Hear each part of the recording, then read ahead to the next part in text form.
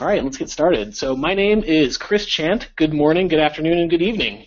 Welcome to today's webinar, Best Practices for Advanced Lightning Apps.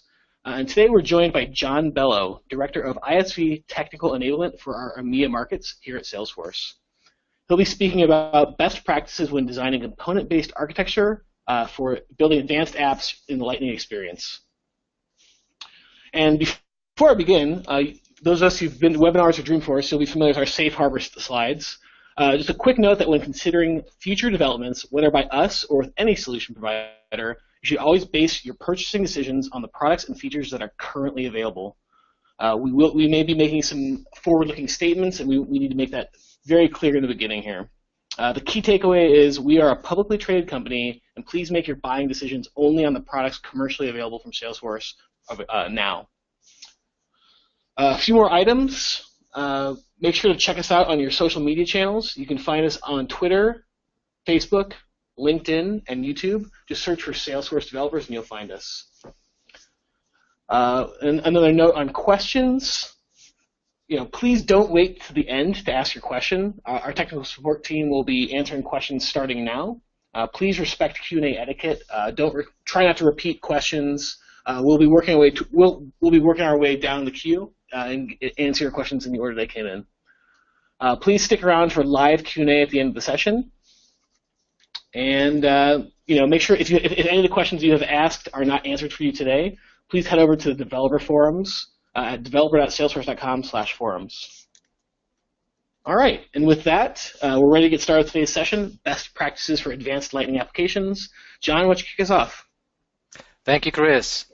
It's absolutely amazing to be here with our developer community. A couple of weeks ago, I actually had the opportunity to meet many of you in our Lightning Outdoor, taking place in London and Paris, and I was really impressed with the innovation coming out of our developer community and the whole buzz around Lightning for customers, partners, admins, and developers. I'm really looking forward to seeing many more Lightning apps out there and more standalone components in the App Exchange. Okay, so a bit more about me. I'm part of a global ISV technical enablement team that works with App Exchange or App Innovation Partners. And together with my colleagues, we actually support these partners in adopting Lightning. Not only do our partners have over 300 Lightning-ready apps on the App Exchange, but many partners are actually actively building incredible apps from the ground up for Lightning experience. And for the past 6 months, I was actually given the opportunity to work very closely with one of our partners, Sage, the leading accounting software firm for small and medium businesses, in building their Sage Live app for Lightning Experience, which is available on the App Exchange. And I wanted to take this opportunity to share some best practices I learned along the way. So this is the agenda. We'll start with advanced apps for Lightning Experience and what exactly does that actually mean. Then we move on to Lightning component architecture. We focus a bit on the utility bar, then on some aspects of designing for performance, and we have a quick demo at the end to just show some specific aspects. Okay, so what we talk about when we talk about advanced apps for Lightning Experience. A good example is actually our Dreamhouse app, which anyone can download from our developer site. It's a beautiful, highly integrated app built from the ground up for Lightning Experience. It's fully branded. It contains a number of Lightning pages, standard and custom, all customized using Lightning components. You can see a few examples here on screen. That smart home component right over there, the picture gallery further down below. And we can expand that concept a bit more. So as you can see, it also leverages the utility bar, which to me is really one of the most exciting features for Lightning Experience, one of many, of course, but more on the utility bar a bit later. So ultimately, advanced Lightning apps have a few things in common. They are designed from the ground up for Lightning Experience. They have a relatively high number of use cases that are actually not fully supported by our standard pages and components, and therefore they don't actually conform to our recommended 80-20 rule. This said, even though we're using a lot of programmatic elements, these apps are still highly customizable by using declarative tools to determine which components are actually available where, which attributes do they have, and potentially even leveraging metadata to configure them further. You can see some examples of potential advanced Lightning apps at the bottom. So something that heavily customizes Sales Cloud, horizontal apps such as HR, accounting, vertical apps such as real estate, retail, public sector, and so on. Now, building a beautiful advanced lighting app still takes a lot of effort. So if you are the architect or lead developer in charge of actually designing this app, you need to make the most out of your budget and your resources. Fortunately, our component framework actually enables you to take advantage of component reusability, maintainability, all of this while driving performance. It's absolutely important, in my view, that you fully understand what our Lightning platform, your toolkit effectively, actually has to offer. So on the declarative side, you can create multiple apps, Lightning pages that are fully configurable, use the utility bar, and now even use Lightning components as actions.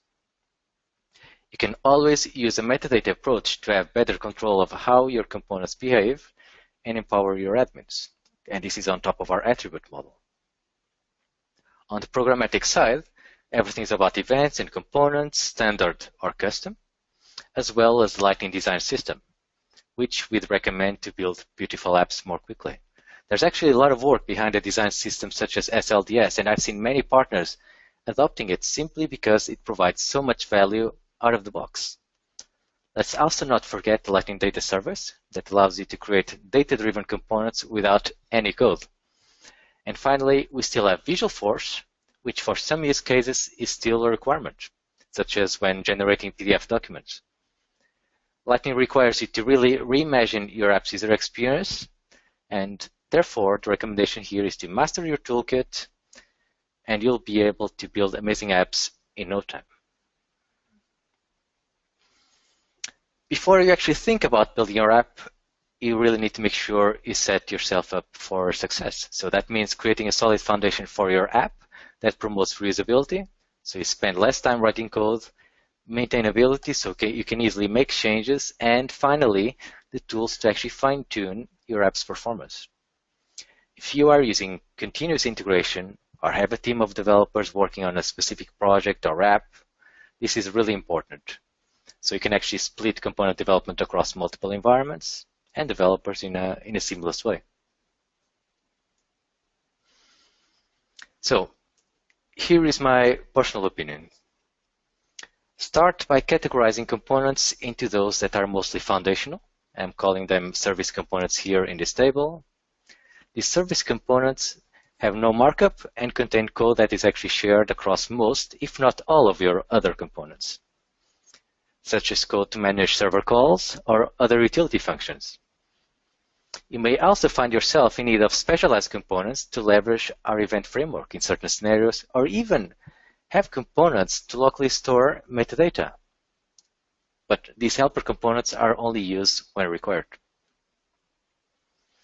Most of your time will actually be spent in creating building block components containing actual markup and underlying client-side and server-side logic, or using some of our own base Lightning components. Building block components ultimately make up experience components, which are those you will be making available in the app builder. For simpler experience components, you may want to leverage the Lightning Data Service. For more advanced components, you will ideally want to make them as dynamic as possible to work across objects and use cases. And importantly, we are planning to continue to release more base Lightning components and experience components, which should make your life easier. So let me take a minute just to recap what our release roadmap is for base Lightning components. We actually covered this during a previous developer webinar. So when building an advanced app, you will find yourself thinking whether you need to implement a certain building block or experience component. My recommendation is to attend our events to understand what our roadmap plans are, and, within reason, try to remain aligned with that roadmap. Even though our plans may change, and they are always subject to our forward-looking statement, bear them in mind when prioritizing which components you should actually be focusing on in terms of creating new ones. And this can allow you, for instance, to temporarily build simple components to address a specific need, while at a later stage, when Salesforce releases a standard version of that component, replace your temporary component with it. So you don't need to worry about maintaining it going forward. If the components you need are highly customized though, it's likely that you'll need to be building some of your own, and in that case, you actually need to be ready to maintain them as required.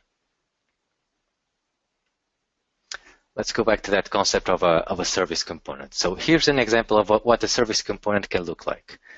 Very simple markup with extensible equals true, so it can actually be used by other components. And one or more functions in a helper class, which components that extend it will share and override if necessary. You can, for instance, have a function that handles server requests, where you specify an Apex method in the controller, select the parameters to send to that Apex method, and then whether you want to define additional properties for your actions, such as set storable and set background. These will enable you to fine-tune how your components will call to the server, optimizing performance and managing around governor limits. Okay, so this is how it actually extends a service component when creating a component for the utility bar. Your utility bar component inherits the function, allowing it to reach out to its Apex controller and query data that you'll display to your users. So we have the service component being extended by the utility bar menu component, reaching out to its Apex controller, which interacts with the data on that utility bar config object. The same applies to more dynamic components, such as, say, a card list view, which could work with any S object. This means that on the server side, you are actually using dynamic Apex and SOCL, but the actual call to the server still takes place using the same function provided by the service component. Any other utility functions in the service component are also shared between these two components. So you don't need to rewrite them, you don't need to copy-paste them. Everything remains in the service component and is easy to reach and to maintain. Ultimately, if you're building an advanced app, you will need to combine our standard experience components, features such as related lists, list views, etc., with custom components that actually better suit your app's use cases. It may be that you actually need a customized version of a list view with added features that would really have a positive impact on your user's experience, or a custom form that allows your users to enter new data, or components such as the property filters in the Dreamhouse app that you can see here on the right-hand side of the screen. What is really important, however, is to maximize the reusability potential of your experience components, when possible, allowing them to work across objects and use cases. Okay, so let's imagine we have a requirement or a mockup like this for a specific component or custom experience component that we need to develop. This is an example of a custom card list view that has multi-select. You can see the checkboxes there on the left-hand side of the screen. Mass actions, the buttons on the top right-hand corner of the screen. Custom filter, you see that drop-down that says technical architect there. And it aggregates data from multiple objects, candidates, and applications. So imagine this in the context of a recruiting app. It has a lot going on, and if you're thinking about implementing it, there's a tendency to actually simply use the Lightning Design System, add some JavaScript, and just make it work. But if you're actually building an advanced app, you actually need to step back and think across all of your components and look at your solution or app as a whole.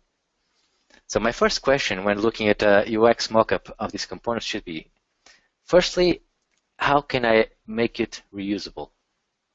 And secondly, how can I reuse stuff I already have to build it? I know this component has a header, a table, and a footer. And these are all similar to what I'd find in other components, such as list views, related lists, and card list views for other objects. So if I have a need to develop components with that level of customization, I think there's a lot of reusability potential. So I need to find opportunities to reuse all of these sections as individual building block components. Getting into more detail, I can also find opportunities to use our base lighting components, a button group on the top right corner, button menus for each row, and formatted numbers and dates.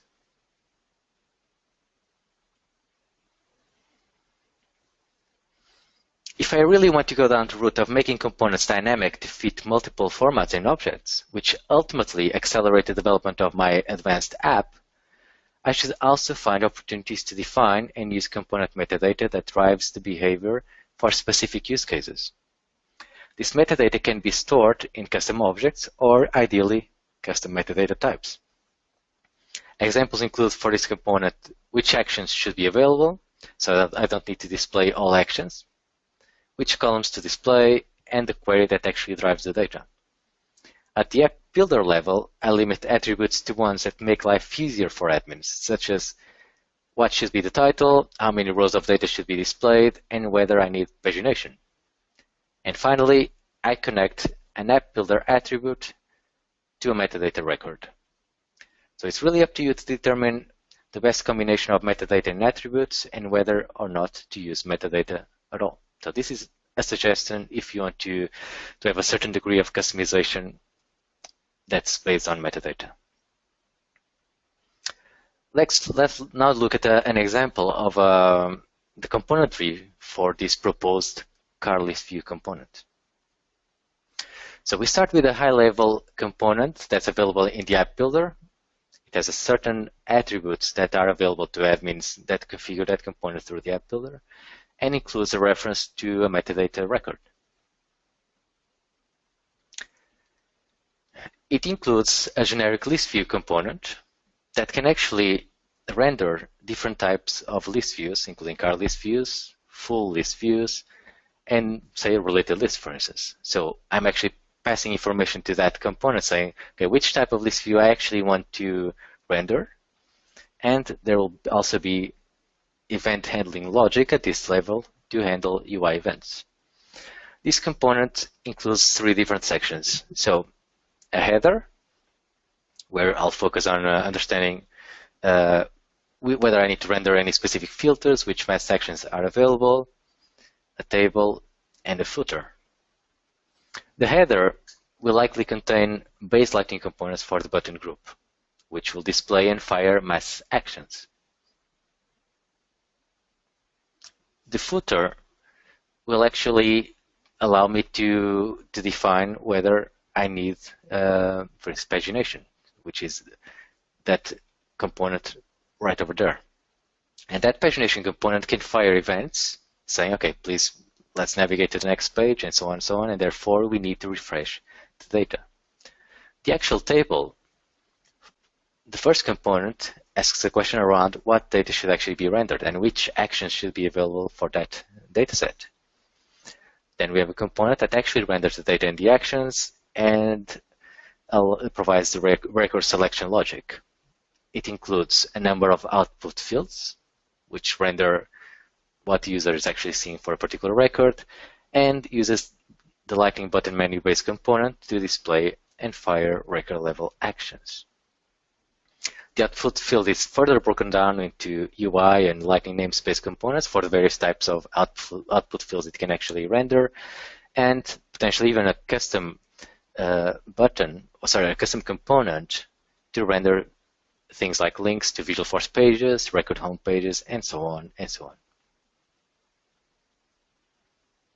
Finally, we can also see how bubbling up an event from an example component such as the pagination component would actually work. So if I were to fire a pagination event from that particular component, it will bubble up, going up to the footer level and all the way up to generic list view, where it will be handled. And the data will then be refreshed by handling that particular event. And this is a component level event. So when you're building advanced experience components that combine custom features with standard Salesforce functionality, you will want your components to work as seamlessly as our standard components. In the previous example, we saw that we use platform actions in our car list view. So how do we actually execute them from our custom experience component? First, we have two options. We either pre-select which actions to display for a certain record using metadata, or we simply display all available actions for that particular context. We can query them using the platform action object in Apex, which will also allow us to get information on which type of action it actually is. From this, we can then fire all action types, standard actions using standard Lightning Experience events, visual force actions by redirecting to their URL, such as when you're printing a PDF, for instance, and Lightning actions when you have a specific component you actually want to display. In this case, one solution can be to display a modal, dynamically inject your Lightning component, and pass the appropriate parameters. So this Lightning action could be used in both standard components and custom components.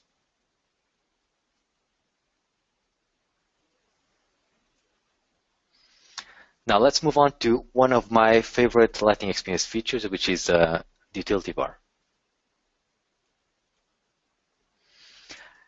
I really like the utility bar because for the first time we have one or more components that are always available wherever you may be in your app.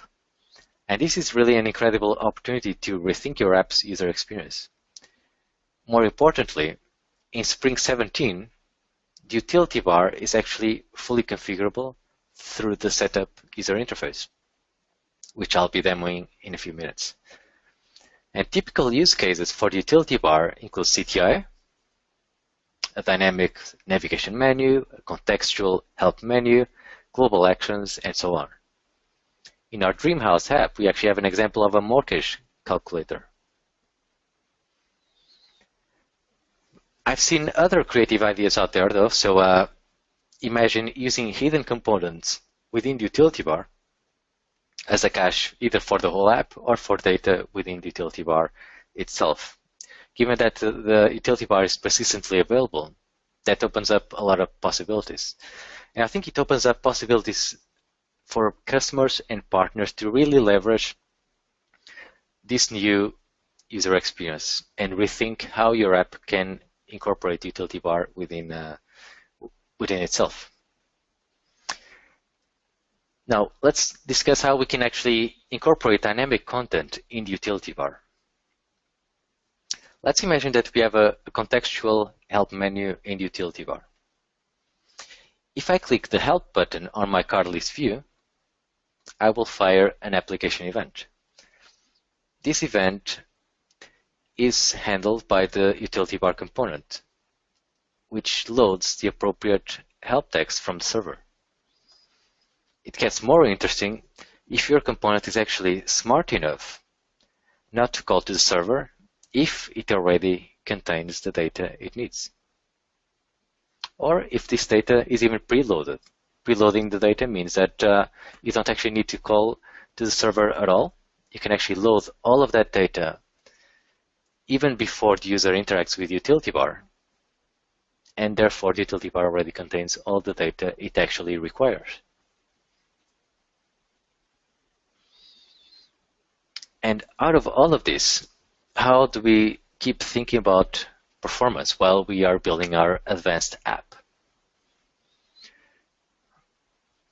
One challenge that may occur if you use advanced experience components is that they have a tendency to be quite chatty, with multiple calls to server taking place. It's not difficult to actually have 3 or 4 components on the same page and hitting the governor limit on the number of so-called queries when loading a page. And this is mainly because we aggregate all calls into a single Apex transaction. But there are a few strategies to get around this.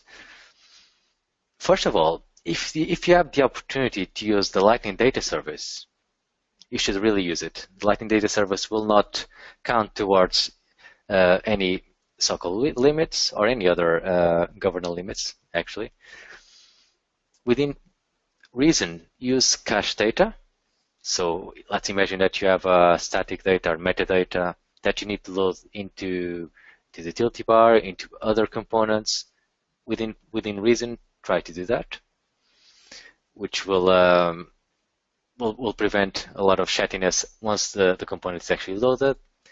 Leverage custom metadata types that do not count against so-called limits. Use set background on calls to the server. And that's why it's so important in your service component to provide the ability for selected actions to set this particular option. This allows calls to be processed separately, and it's generally designed for lower priority calls, but it's generally processed quickly. So if you find yourself having a lot of calls to the server, try using set background and check what the actual impact is. Finally, another option is to actually chain component loading by groups. This means that I can actually select the first group of components to load, followed by a second group of components, a third, and so on and so on. And each of these groups will fall under its own Apex transaction. And ultimately, we are chaining the loading of the second group once we actually get the response from the server in terms of the data for the first group. So we fire all of those events in chain.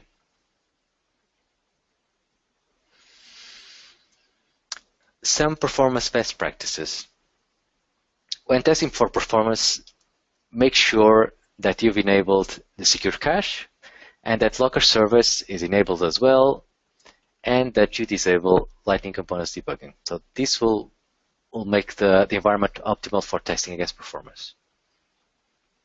And then you can, throughout the design process of actually developing your app, think about opportunities for using lazy loading, so that data is only loaded upon user intervention. Whenever possible, actually try to preload data. So for instance, imagine data in the utility bar. There's an opportunity to actually load data in the background once the app actually starts. So when you click the refresh button, for instance, that data is loaded, and it's there waiting for the user to actually interact with it. And this is especially valuable for static data or metadata that your components actually depend on. Use set storable on calls to the server. Set storable basically stores a local copy of the data whenever you make a call to the server. Meaning in future calls, we will use the locally stored copy, which is on the client, while a separate call to the server takes place to actually obtain a refreshed copy of that data. So the performance will be better and the user experience will generally be better as well. And I'll show you a specific example of set storable in use in a second. Finally, find opportunities to implement some sort of data store, like a Lightning component, for metadata and data that actually remains static, which is basically configuration data that is very unlikely to change during the actual app's usage. And therefore, you don't need to always be querying the server for it. Just focus on having that data stored in the client side and use it when possible. So let's now run through a quick demo where I wanted to cover a couple of topics. Let me just open my Lightning experience here. Okay, so I have my single page recruitment app, and this is of course just for the sake of this particular demo. We have a couple of card list view components similar to the ones we were discussing earlier.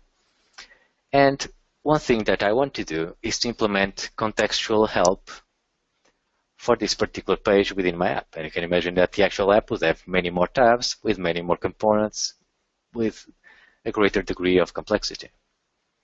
So this is actually a Spring 17 pre-release environment that actually allows me to configure the utility bar through the setup UI. So if I actually go into my setup menu, you'll notice that the setup actually opens in a separate tab in Spring 17. I go into apps and I click on the app manager.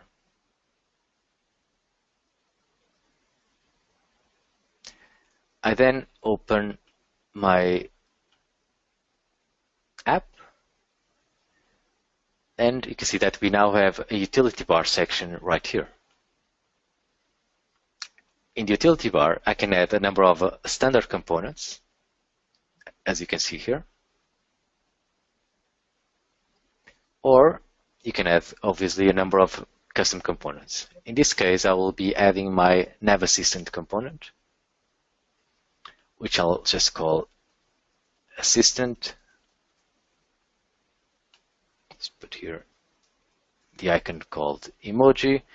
I can define the panel width and height, and I'll define it as 240. I can ensure that the component associated with this particular section of the utility bar is loaded when the app actually opens, and whether the panel that displays the component is scrollable. So I'll click Save, click Done, and I've added that component to the utility bar. So if I go back to my page and actually refresh it, you'll see that utility bar is actually rendered. And what I've done in that particular component in the utility bar is to display contextual help for each of these two components. So you'll see that I actually have a utility bar configuration object right here associated against each component. So I'm basically using this as metadata for that particular utility bar. So if I click on the help icon on the candidate component, I will see this particular help text. If I do the same on the positions components, I will see a different help text. Now let me go back here, click into Recruitment tab, and I'll open up the assistant, which will remain open while I click on the help buttons. And I want you to pay attention on how quickly the text that will be displayed in the utility bar actually loads. So I'm going to start by clicking on the candidates component here. And you'll see that there's just a tiny delay. And this is because I've actually implemented a component in the utility bar that actually is calling out the server to get data. So I did not preload any data at all. So from the perspective of a user actually using this, I may actually benefit from having the data preloaded in the first time when I actually open the app. If I move on and click on the positions component, you'll see a similar delay. However, these calls to the server are defined as set storable. This means that if I actually click on the candidates component again, you'll see that there's basically no delay at all because I'm using a locally cached version of that data. I click there and I get an immediate response, and same goes for positions. So whenever you're building components, again, think about how you can optimize server calls so that you drive a much better user experience.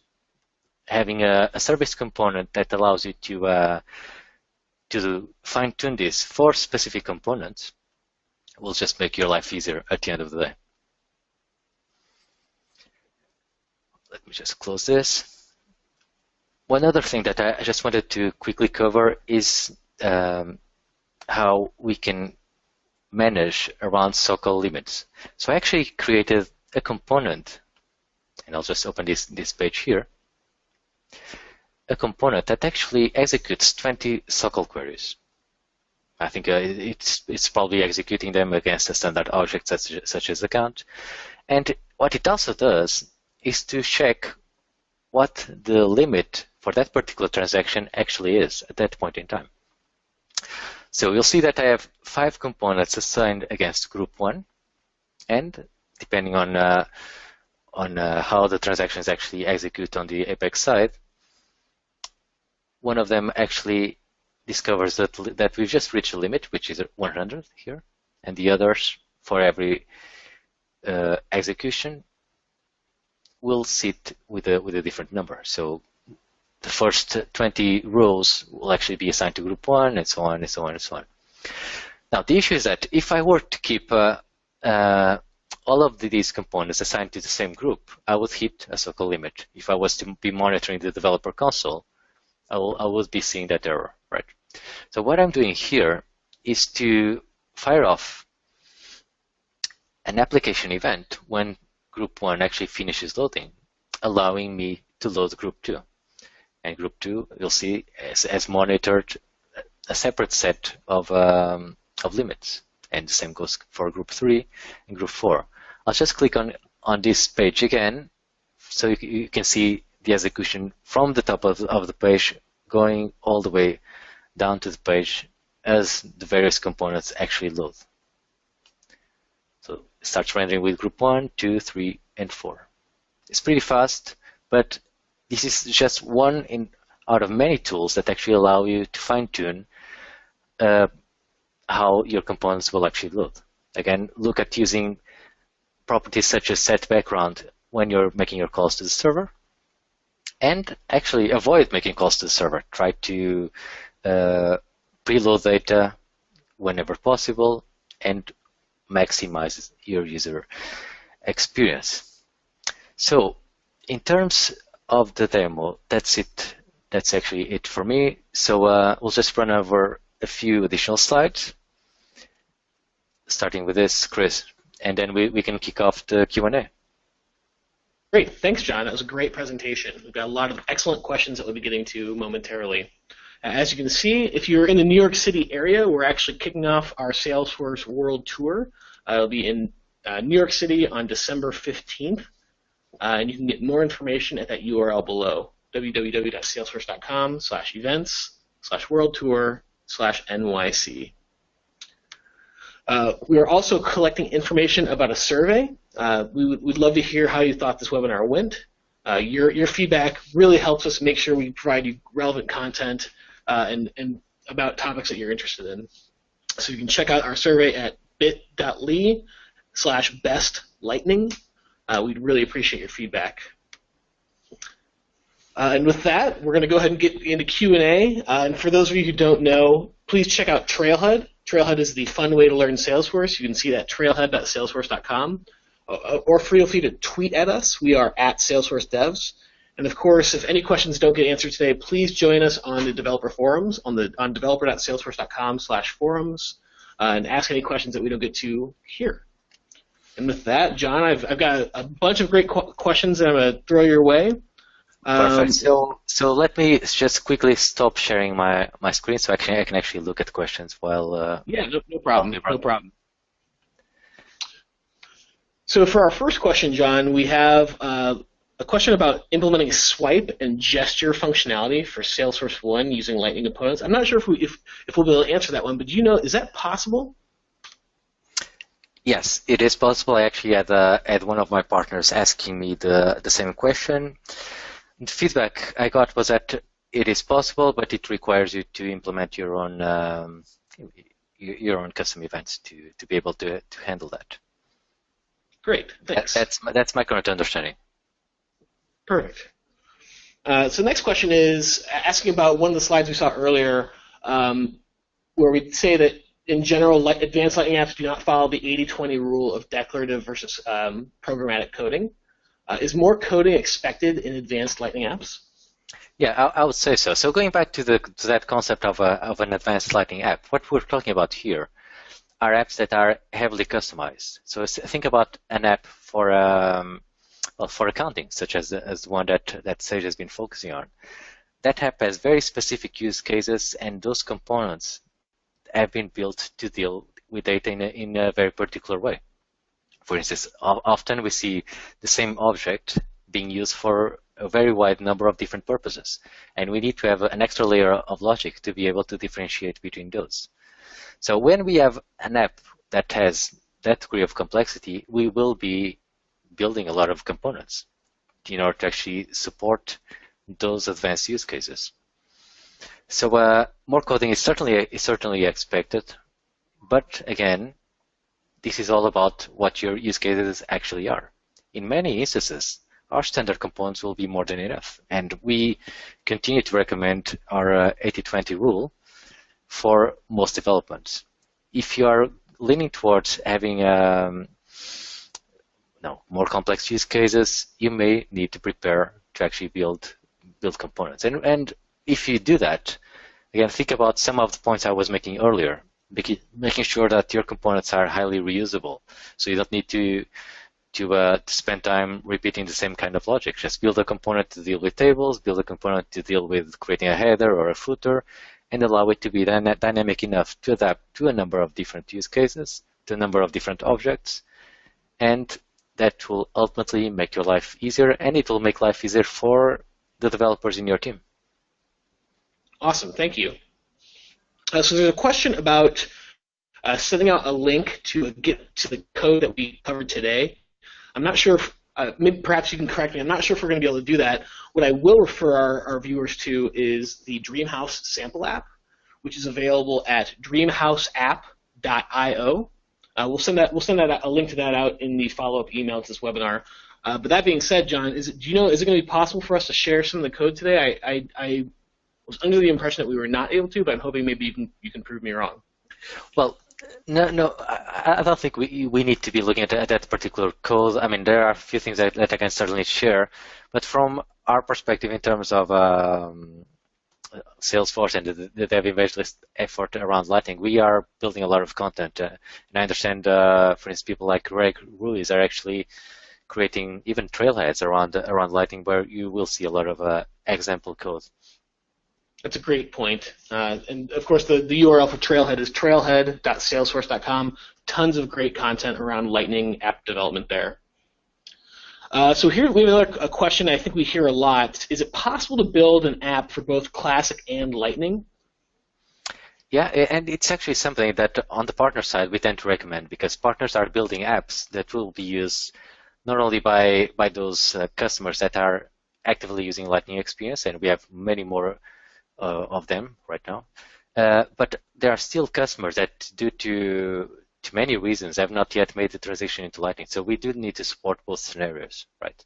We already have some content out there around how you can actually restyle your app to work both in Lightning Experience and in Classic. So, for instance, using the Lightning Design System when operating in Lightning Experience, using the Classic design when you're operating Salesforce Classic, and this is typically better applied to Visualforce pages. This said, when you're building an app for Lightning Experience and also supporting Classic at the same time, think about opportunities to actually build Lightning components that can be surfaced within Visualforce pages in Classic. This is, again, a matter of trying to reuse code, right? So if you're building, say, a new version of your app that will contain a lot of Lightning components, why not actually exposing those components in Visualforce pages in Salesforce Classic, so that Classic users can actually interact with those components, which can be easily surfaced through a Visualforce page. Awesome, thanks. So this question came up during the dynamic content screen. The question was, are the actions available to be executed via code, or do you need some sort of user interaction? And just to refer back, I think that was... I understand what you mean. Our actions should be executed by a user. We don't currently support executing our standard actions via code in that fashion, right? So we would expect, say, a user to click on a specific button which fires, say, a standard action, a Visualforce action, or a Lightning action. So we can't actually programmatically fire off something like that without some sort of user intervention, as far as I understand. Gotcha. Thank you so much. And the next question is, it's about application events, and the question is, don't we need to minimize the use of application events for performance reasons? Well, it depends on how many events we're actually talking about. Issues in general minimize events. It should minimize SQL queries. It should minimize Apex code running on server side. It should ultimately even minimize the number of components on a page. But this is all about fine-tuning and figuring out how your app will best perform in Lightning Experience. So there's some work to be done when you're actually designing and building your app in terms of finding out how it actually best performs. So look at some of the the suggestions I made around trying to test your app for performance, because there's a lot you can do to actually make your app really, really fast. Awesome, thanks. So the next question is about view state, and the question is view state also available when debugging the size of a Lightning page? No, we don't actually have that concept for Lightning, but you can definitely use. Follow up. There's actually several questions in a row, so I'm just going to go ahead and try to ask all of them. This question was in reference to the Sockwool queries limit slide, and the question is there a way to know what operations are taking the longest? Yes. Okay. Yeah, there is. I mean, use the Lightning Inspector. It provides a lot of information around what exactly is taking longer. Also, look at the developer console, which will provide you information on how transactions are actually being split between database, Apex, that kind of stuff, and fine-tune your app. Again, if you're building an app that deals with, say, large volumes of data, complex user interactions, you will need to spend some time fine-tuning it. So be comfortable with those tools, invest some time in actually understanding them. I believe we already have some good materials on how to use those tools. I think I just lost Chris there for a second. But I see some additional questions here. So someone new to Lightning, utility bar, when you add the icon, you type the emoji. Is there any way I can select from a list of icons, or every time I have to use such keywords? If yes, then where we will get a list of such keywords? Actually, I can actually show you. This is actually really, really easy. So we actually have the link in the actual setup menu. So in Lightning Design System, we have a number of icons, right? And those icons have a specific name associated against them. So if I actually go into my app again,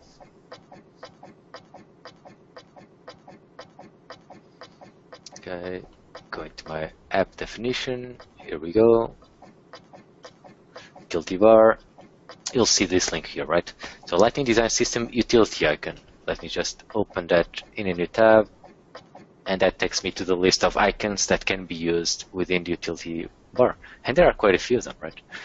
So hopefully these will allow you to configure icons for your particular use case.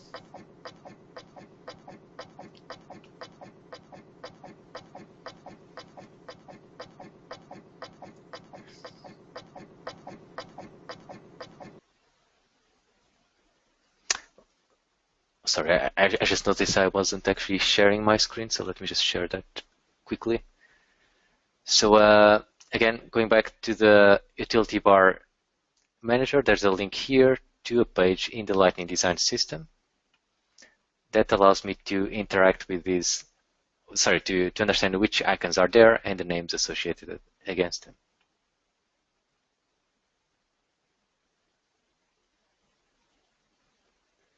And I see my team is still experiencing some technical difficulties. Okay, that's fine. We will keep on going through the questions. Let me just stop sharing my screen. Okay. Can the utility bar component stay present in the setup screens? Would assist with product installation and configuration.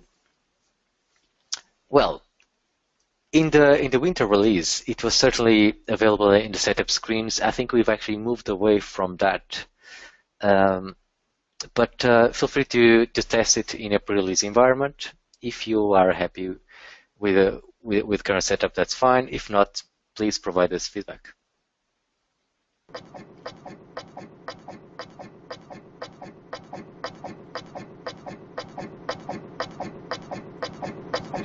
Getting some background noise from my colleagues, I think.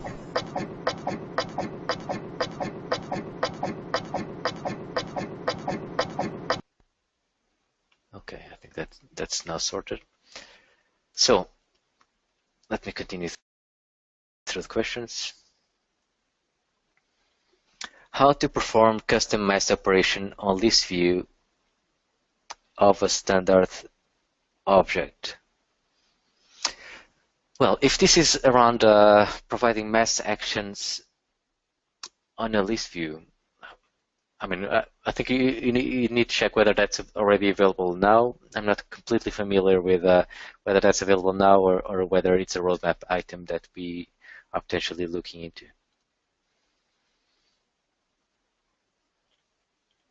Is there any way to programmatically access metadata attributes from the design page using the Lightning Page Builder? I mean, generally, what happens is that you use a Lightning component attribute to reference some sort of ID on the metadata side. Currently, we don't have a means of actually connecting the two automatically together.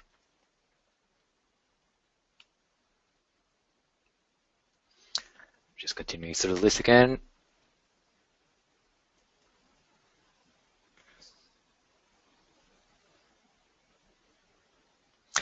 How does local caching impact building and debugging components? Do any changes automatically cause the local cache to be invalidated, or do we need to do something special?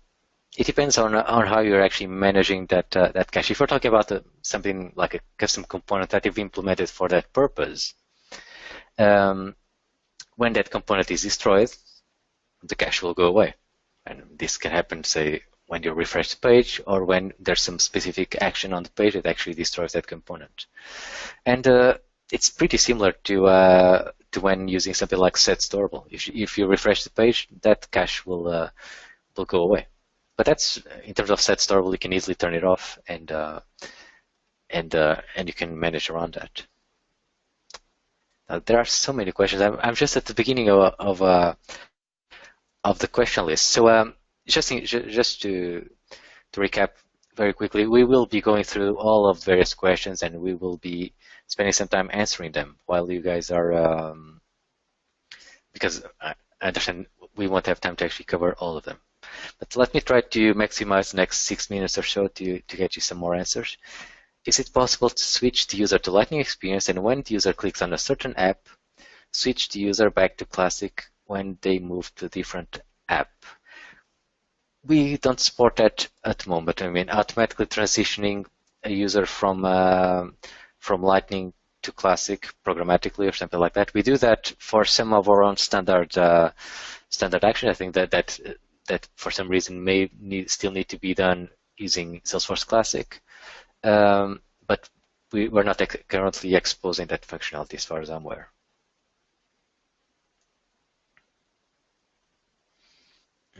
Are mass actions available for Lightning components with the implementation Force Community available for all page types? I'm not entirely sure whether in a community context you'd have access to actions. This will require a bit more research, I think. Okay. When to use the set storable method?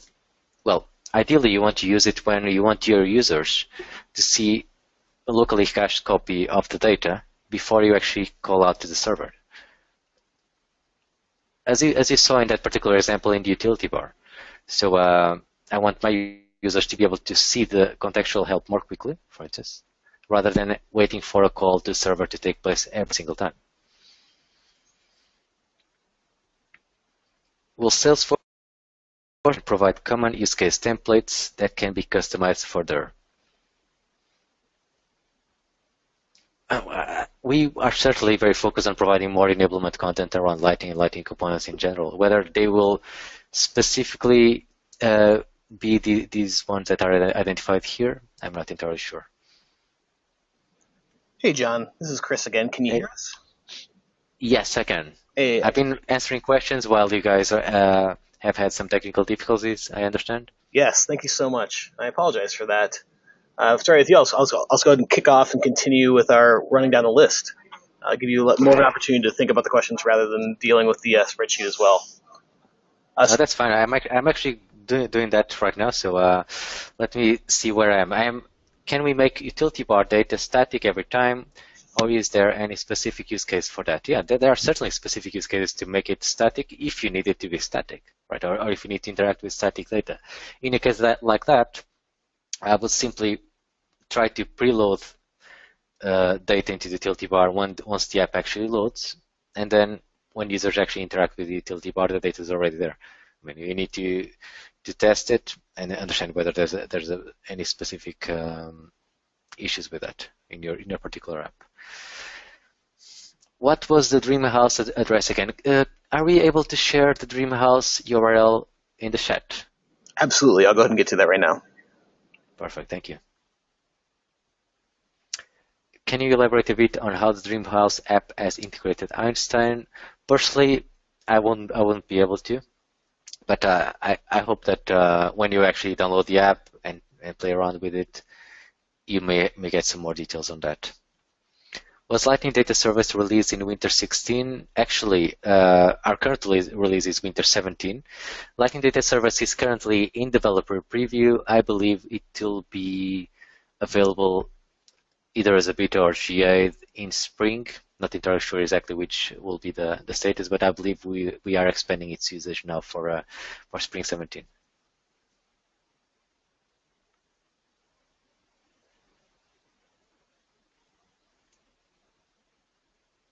What is your development environment or the editor you use for Lightning development? Actually, we have quite a few IDEs available today. Personally, I've seen partners using Sublime, using Cloud9, using Eclipse,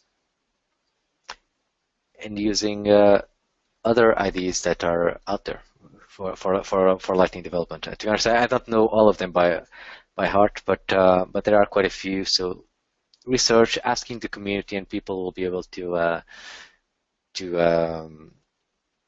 guide you in that direction. What's the advantage of using Lightning over another front-end framework like Angular? If something is built in Angular, that is a very easy way to bounce between Classic and Lightning. Well, Lightning Experience does provide a lot of standard functionality that you will be missing out if you're stuck in Lightning using a Visualforce page where you're exposing your Angular components. So my recommendation would be really to try to use Lightning components wherever possible, unless you already have built a lot of code in Angular that you need to actually expose either into Classic or Lightning Experience. But Lightning components will have a lot of advantages. We, from our side, are really focused on providing more base Lightning components for you to use in your custom components, which will make your development process easier. Hey, John, I'm sorry to interrupt, but we're basically at time here. I just wanted to see, do we have a few more minutes? Can we go over and continue answering questions, or do we need to wrap this one up at 11? I can go for a few more minutes. I'm fine with that. We also had that small break, so we can kind of compensate for that. Awesome. All right. Well, all right, folks, on the webinar, we'll go for about 10 more minutes. Thank you. Perfect. So I created a custom button and a custom Lightning view using the Lightning App Builder. I want that button to navigate to this view. How will that work? Well, I believe if you're mentioning navigating from a custom button into a specific Lightning page, we don't currently support navigating into a Lightning page. We do support navigating into a Visualforce page, which you can use as a wrapper for Lightning components if you need to do that kind of navigation. This is something we are looking into to see if we can provide that routing ability for you guys to be able to navigate to Lightning pages. Are there plans to make more advanced design attributes for components, for instance, setting up components in App Builder, where the component may do a lookup to retrieve possible options for the data source? I'm not fully aware of our roadmap for App Builder. I'm sure that we will continue to make improvements to it, though. So stay tuned. Look at what we'll be delivering in the coming releases, and maybe it'll be in line with this.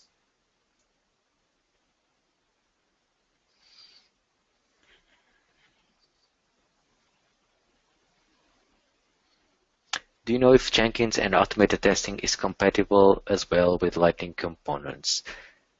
Yes, I've actually seen partners implementing Selenium to do UI level testing with Lightning components, so that is certainly feasible. And we actually do a lot of UI testing ourselves in terms of Lightning components. So if this is something that's important to you, because this is still a lot of effort, right, then it is certainly possible.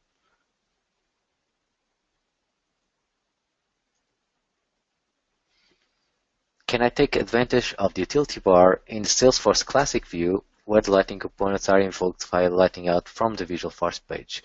Unfortunately not, but there's nothing stopping you from using the component that you typically associate against the utility bar and just exposing it in Visual Force. I mean, it is a Lightning component at the end of the day, so you can expose it in Visual Force. You cannot expose the actual UI of the utility bar, but the component itself can certainly be exposed. I get no component named record preview found when trying to use the force record preview for implementing Lightning Data Service. Well, as far as I understand, we're actually changing the nomenclature of some of our Lightning Data Service components in Spring, and that's why we actually kept it as a developer preview in winter. So you will find that there are some changes to that particular nomenclature we are using for Lightning Data Service components.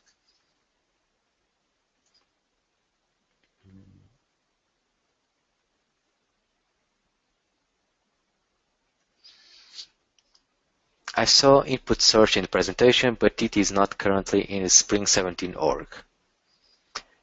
Any knowledge on when this will be available in pre-release? And you're saying that you're kind of relying on Oradocs to check whether this component is available. I would personally not rely directly on Oradocs. I think I would actually try to implement it as soon as we have the release notes out, the draft release notes. And check whether that component is actually available. I'm not completely familiar with, or actually I don't know by heart which components will actually be releasing. I mean, I did have a slide on that. But as soon as we have more detail on using the release notes, please look at that. How can we migrate existing apps containing Visual Force to Lightning? So this is the important question, right? So we have built our apps using Visual Force for quite a few years. How do we actually migrate them into Lightning? And this can potentially be a significant effort. So we need to approach this carefully and with in a gradual way, right? What we recommend is to first think about opportunities for restyling Visual Force pages.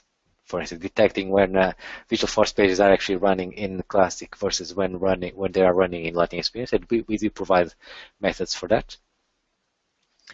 And potentially using Lightning Design System when running in Lightning Experience, and so on and so on. So that's the restyling discussion, right? And then find opportunities to actually componentize your Visual Force pages. You can even start by using Visual Force components. And that's the starting point. And then actually incorporate Lightning components within the Visual Force pages.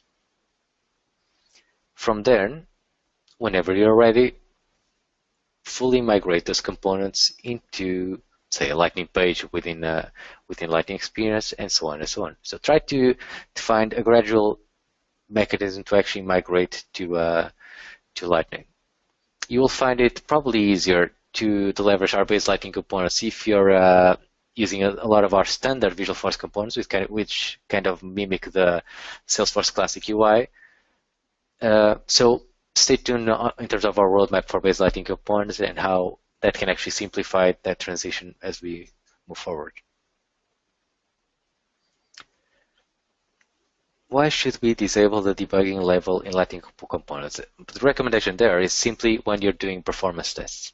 So you can actually test your app in a state that's very similar to production. So how a user would actually be interacting with the app. The debugging, when we turn on debugging, there are a few things that we do in the background that make it easier for you to debug, and therefore they do not have certain optimizations that we actually incorporate when the debugging is turned off. How about unit tests for Lightning components? Well, as far as I understand, we are working on a testing framework for Lightning components. This is a really important feature that has been requested by partners and by customers. As far as I understand, I think we are aiming to potentially have something available for you guys to play around with in summer. I'm not entirely sure whether in spring we will already have something, so stay tuned because we understand the importance of it.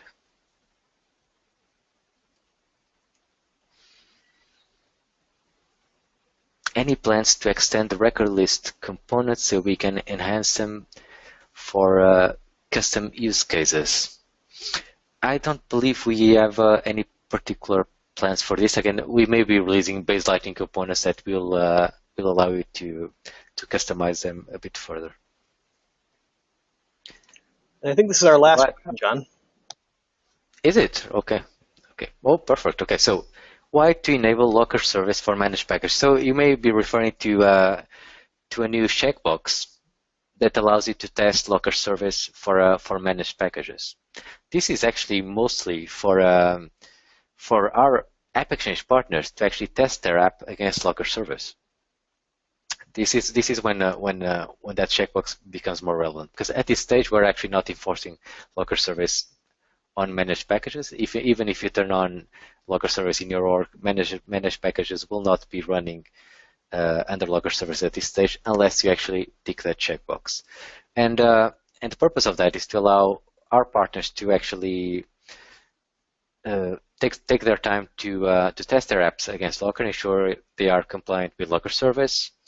And once they are, and I believe our goal is to actually enforce locker service across customers and partners by, I believe, summer.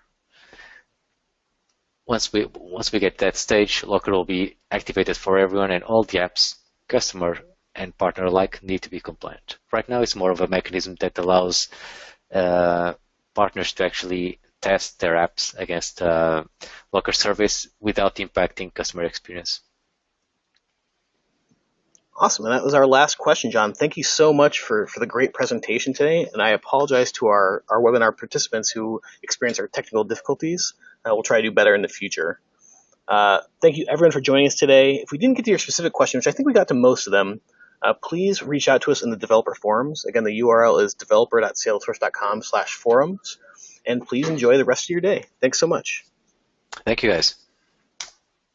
It's absolutely amazing to be here with our developer community. A couple of weeks ago, I actually had the opportunity to meet many of you in our Lightning Outdoor, taking place in London and Paris, and I was really impressed with the innovation coming out of our developer community and the whole buzz around Lightning for customers, partners, admins, and developers.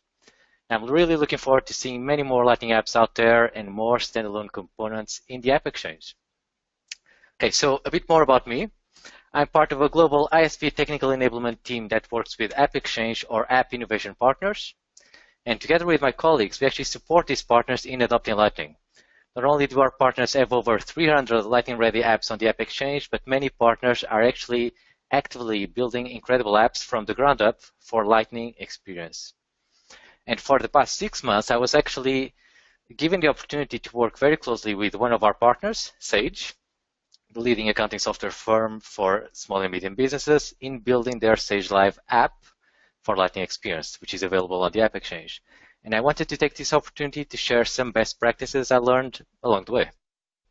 So this is the agenda. We'll start with advanced apps for Lightning experience and what exactly does that actually mean. Then we move on to Lightning component architecture.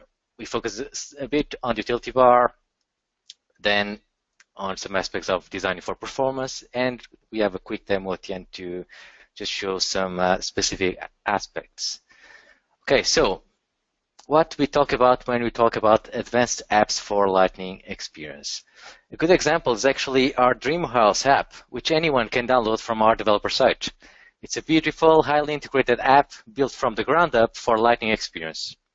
It's fully branded. It contains a number of Lightning pages, standard and custom, all custom. All right, let's get started. So my name is Chris Chant. Good morning, good afternoon, and good evening.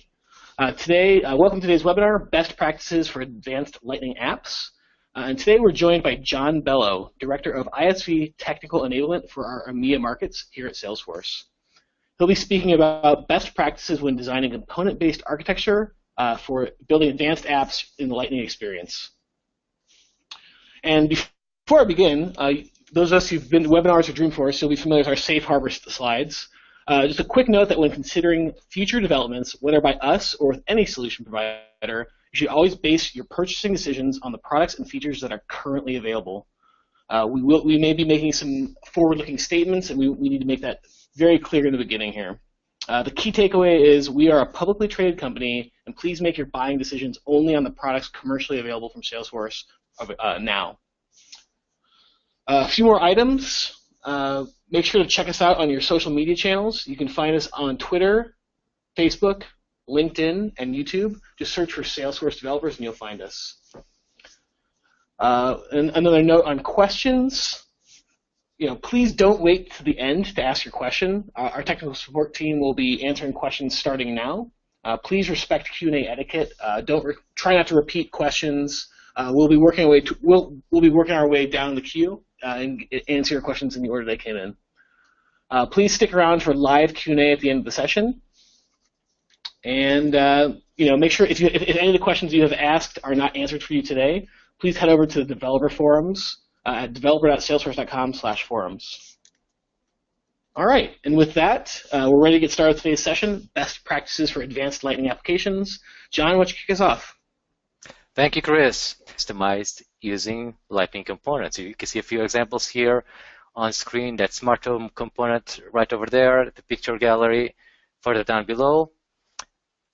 And we can expand that concept a bit more. So as you can see, it also leverages the utility bar, which to me is really one of the most exciting features for Lightning Experience, one of many, of course, but more on the utility bar a bit later. So ultimately, advanced Lightning apps have a few things in common. They are designed from the ground up for Lightning Experience. They have a relatively high number of use cases that are actually not fully supported by our standard pages and components, and therefore they don't actually conform to our recommended 80-20 rule. This said, even though we're using a lot of programmatic elements, these apps are still highly customizable by using declarative tools to determine which components are actually available where, which attributes do they have, and potentially even leveraging metadata to configure them further. You can see some examples of potential advanced Lightning apps at the bottom, so something that heavily customizes Sales Cloud, horizontal apps such as HR, accounting, vertical apps such as real estate, retail, public sector, and so on. Now, building a beautiful advanced Lightning app still takes a lot of effort. So if you are the architect or lead developer in charge of actually designing this app, you need to make the most out of your budget and your resources. Fortunately, our component framework actually enables you to take advantage of component reusability, maintainability, all of this while driving performance. It's absolutely important, in my view, that you fully understand what our Lightning platform, your toolkit effectively, actually has to offer. So on the declarative side, you can create multiple apps, Lightning pages that are fully configurable, use the utility bar, and now even use Lightning components as actions. You can always use a metadata approach to have better control of how your components behave and empower your admins. And this is on top of our attribute model. On the programmatic side, everything is about events and components, standard or custom, as well as the Lightning design system, which we'd recommend to build beautiful apps more quickly. There's actually a lot of work behind a design system such as SLDS, and I've seen many partners adopting it simply because it provides so much value out of the box. Let's also not forget the Lightning Data Service that allows you to create data-driven components without any code. And finally, we still have Visualforce, which for some use cases is still a requirement, such as when generating PDF documents. Lightning requires you to really reimagine your app's user experience, and therefore the recommendation here is to master your toolkit, and you'll be able to build amazing apps in no time. Before you actually think about building your app, you really need to make sure you set yourself up for success. So that means creating a solid foundation for your app that promotes reusability. So you spend less time writing code, maintainability, so you can easily make changes, and finally, the tools to actually fine-tune your app's performance. If you are using continuous integration or have a team of developers working on a specific project or app, this is really important. So you can actually split component development across multiple environments and developers in a seamless way. So here is my personal opinion. Start by categorizing components into those that are mostly foundational. I'm calling them service components here in this table. These service components have no markup and contain code that is actually shared across most, if not all, of your other components, such as code to manage server calls or other utility functions. You may also find yourself in need of specialized components to leverage our event framework in certain scenarios, or even have components to locally store metadata. But these helper components are only used when required. Most of your time will actually be spent in creating building block components containing actual markup and underlying client-side and server-side logic, or using some of our own base Lightning components. Building block components ultimately make up experience components, which are those you will be making available in the app builder. For simpler experience components, you may want to leverage the Lightning data servers. For more advanced components, you will ideally want to make them as dynamic as possible to work across objects and use cases. And importantly, we are planning to continue to release more base Lightning components and experience components, which should make your life easier. So let me take a minute just to recap what our release roadmap is for base Lightning components. We actually covered this during a previous developer webinar. So when building an advanced app, you will find yourself thinking whether you need to implement a certain building block or experience component. My recommendation is to attend our events to understand what our roadmap plans are, and within reason, try to remain aligned with that roadmap.